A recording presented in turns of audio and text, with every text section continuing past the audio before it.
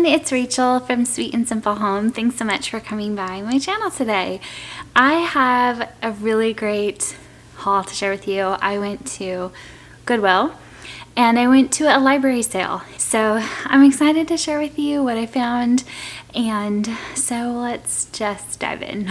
So I had every intention of going to yard sales this weekend and ended up with a stomach bug. So I did not go to yard sales, but I'm really glad that I was able to fit in thrifting earlier in the week, because I found, like, for me, something that I never find for myself, and that was a pair of shorts. I normally don't like wearing shorts. These ones I really liked because they're nice and long. I don't mind being the mom wearing long shorts. And I don't like shorts that are like all ripped up. These do not have holes, and they're Eddie Bauer brand, so they're really nice quality, and I got them for $5 at Goodwill, and they fit so well. So to me, this was like worth all the thrifting I did that day, just to come home with a pair of shorts that I like for $5. I also found a really cute dress, and I think this will be really fun to wear on vacation and even in the fall with a little sweater or jacket and some boots. It has little brown buttons down the center and very flowy, and it has pockets, which is excellent for teachers, and I love the pattern with the daisies and everything on it. So this again was about $5, I think maybe $6, for this dress. So I really like it. I'm excited to wear that.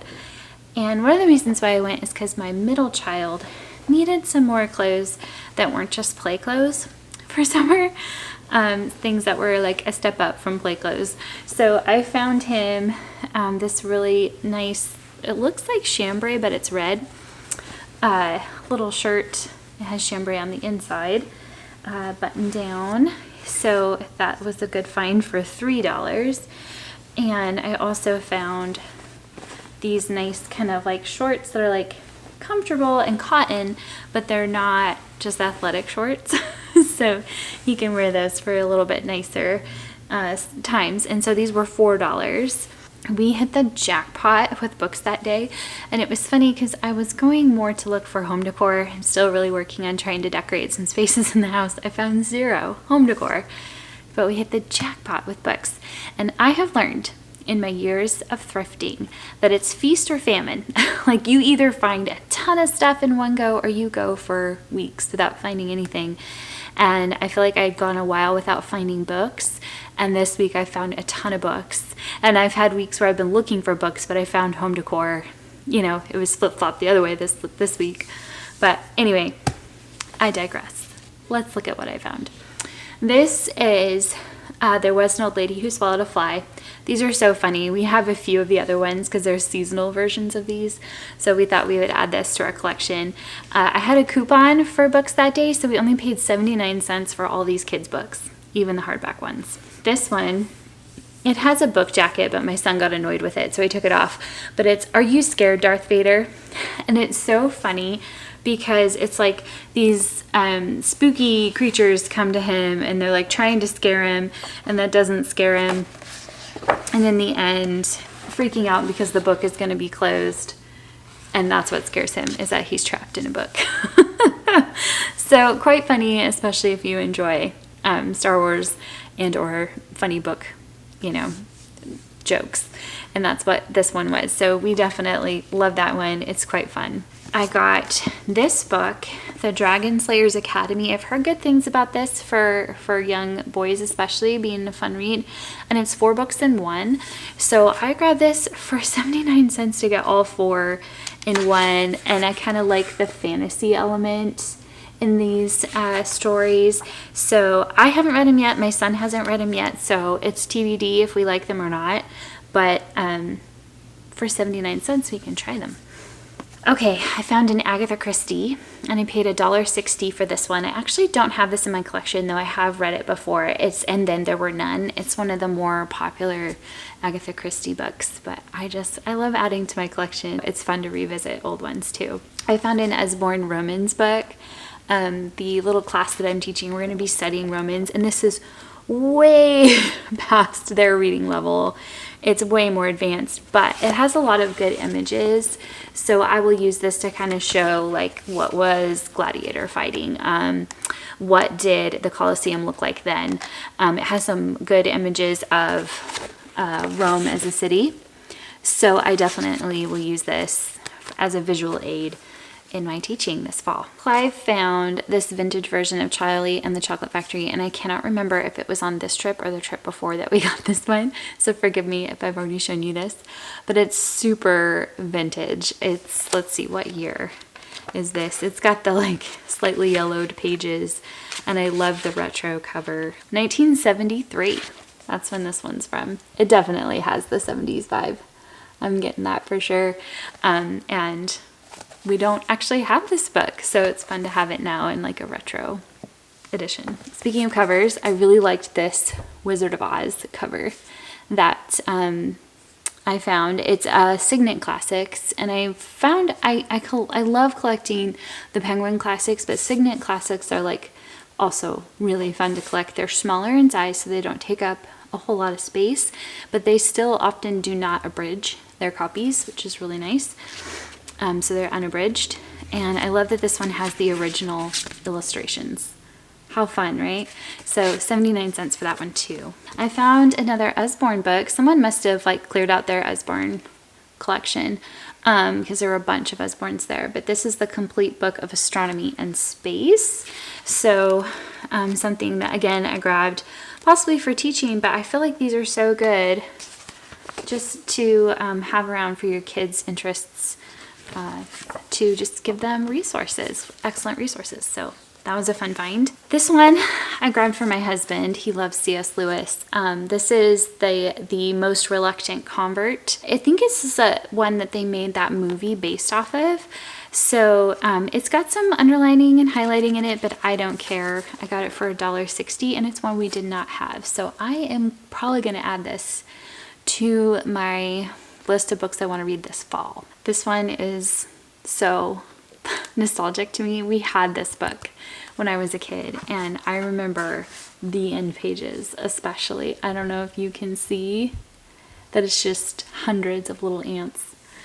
And I remember at rest time, my mom called it, I would sit here and try to count all the ants, and I would eventually fall asleep, which I'm sure she was pleased with. But it's so hilarious. There's an ant in his kitchen, and he tries to kill the ant, but it keeps getting away, and he ends up like destroying his kitchen. It's quite funny. But it's Henry's Awful Mistake. And the author, I always thought it was funny because he's a duck. It's Robert Quackenbush. I always thought that was funny, even when I was a kid. So when I saw this, I was like, oh, I remember that book. And my kids are too old and do not think it's as funny as I do, but that's okay. You can pick up children's books for yourself. It's all right. This one I grabbed for my little guy, Build Your Own Adventure Star Wars Lego book. These are so expensive at the store. So, and this one's a hardback. They're so fun because not only do they give you the ideas for building the Legos, but they also have like little talk bubbles and little stories built in, and often little descriptions of the pieces and things that you can do with them and different ways that you can use the pieces, which I love that. I love that Lego does this now, where they help kids think creatively and outside of the box, like literally outside of the Lego box, and how to use the pieces. So that was a good find. This book is really cool. This is The Invention of Hugo Cabra, or Cabra. I'm not sure how you pronounce it.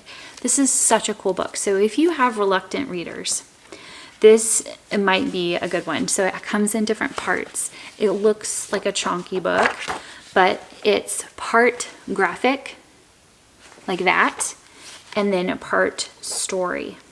So you look through all these amazing illustrations with no words, and then you get to a point where there are some words. So this is really great for reluctant readers because they can make serious progress in a book, and it's very graphic, image driven, and then there's some reading. 79 cents. So if you guys thought the prices I paid at Goodwill were great for books, You're going to be blown away for what I paid at the library sale.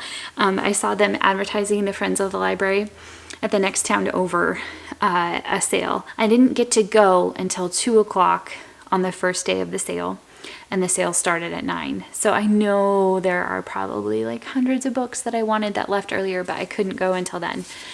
If this is annual, I'm following them now on Facebook. If it's annual, I will go again next year. Anyway, this one was a really cool find. Not necessarily one I would have normally been drawn to, but the image on the front was just so gorgeous, and I love vintage Christmas books. I collect them. Those of you who follow me for a while know this about me. But it's Lauren Ford's Christmas book, and it uses the text of Luke. Has these really beautiful images. Oh, it's just so pretty. The images of the Christmas story. So I'm going to add this to my Christmas book collection. It's seen better days, but I paid 25 cents for this, and it's a hardback, a vintage hardback, so that was an amazing price. I got this book. I've been told that I would like it by a friend. It's Farewell to Manzanar. It says, as haunting as the Diary of Anne Frank, the touching true story of a Japanese-American family during World War II. Excited to read this book. I've heard good things. I paid 10 cents. So all of their mass market paperbacks, like books that were around this size, were 10 cents. A dime. I got this really kind of spooky looking copy of H.G. Wells' The War of the Worlds. That's even scarier than the movie was. It's so creepy. For 10 cents. I listened to this on audio this year. Definitely way better than the movie. Like, hands down way better. So definitely listen to it or read it if you haven't yet. It's a pretty quick, it's like 3 hours, 4 hours in the audiobook, and excellent. This was kind of a wild card for me. It's shiny, sorry, it's got a cover on it. But this one's The Grace of Monaco, an interpretive biography by Stephen England. And look at how beautiful. She was just so graceful. I loved watching her in To Catch a Thief in particular. That was one of my favorite old movies when I was growing up. So I love that she actually became a princess, and she was just a lovely person. So I think I will add this to my winter TBR this year, and maybe watch To Catch a Thief again once I'm finished reading this book. Oh, and that one was also just a quarter.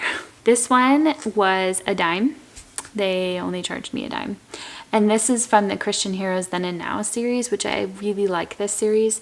And this is Gladys Aylward. She served children in India, a missionary. I have read some of these series on some of these Christian missionaries, and they are really encouraging. So that is a good one to have in the family library. This one I had heard good things about from a fellow teacher, The Great Turkey Walk by Kathleen Carr, and it's a hardback. It's obviously a library one that doesn't get checked out, and I think the reason for it is like it seems like it's a kind of weird concept of farming turkeys. I don't know how many people think that's fun, but I guess apparently it's a really endearing story. So I will read this in November to like play into the whole turkey theme. And that one was a quarter. I paid 10 cents again for The Jungle by Upton Sinclair, a classic that we are excited to have in our library. It's again the Signet Classics. Remember I was saying I like collecting these as well. So 10 cents, and I have another classic in my collection. This one I was so excited to find because I was watching Tristan in the Classics. It's one of my favorite YouTube channels for books. And he had mentioned Willa Cather as a woman that is a great author that doesn't necessarily get as much attention as, say, Jane Austen. I wrote her name down as someone I was looking for, and I found one of her books. Again, Signet Classics, and I only paid a dime. All together this week, I think I spent like, I don't know, $38 or something like that on all of these books and the clothing items all together. And every time I go thrifting and there's something that's a bummer about it, like I wasn't able to find something or whatever, I remember what I spent the last time I was thrifting and all the things that I saved massive dollars on. Building our family library literally feels like for pennies this week. So I'm excited about that. And just in case you can't see it, my t-shirt, it says, "That's what I do. I read books and I know things." I got this on Amazon because it was kind of a joke. That's what I do. I read books and I know things. And I thrift, and I have this YouTube channel. So if you love thrifting, I do hope you will hit the red subscribe button. I do thrift other things other than books. I'm just on this big book kick lately. So if you like that kind of thing, I hope you'll stick around, hit the red subscribe button. I do appreciate all your comments. Let me know which book here you would be the most excited to read first, or what things you have found out in the wild thrifting, or hopefully going to yard sales, unlike poor me, sick on the couch this weekend. To all of my American friends, I hope you have a happy 4th of July. You guys take care, and I'll be back with more soon. Bye!